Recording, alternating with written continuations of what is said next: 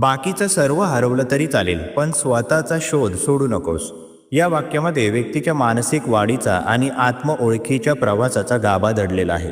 मानसशास्त्र सांगतं की प्रत्येक व्यक्तीमध्ये एक अद्वितीय ओळख, मूल्य आणि क्षमता दडलेली असते. आयुष्यात अपयश, नाती, संधी किंवा वस्तू हरवणं अपरिहार्य असतं.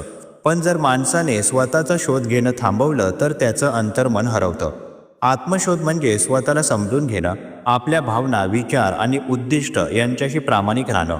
संशोधन दाखवतं की जे लोक आत्मशोधाच्या प्रक्रियेत राहतात ते ताणतणावाला अधिक सक्षमपणे सामोरे जातात आणि आयुष्यात अर्थ शोधतात.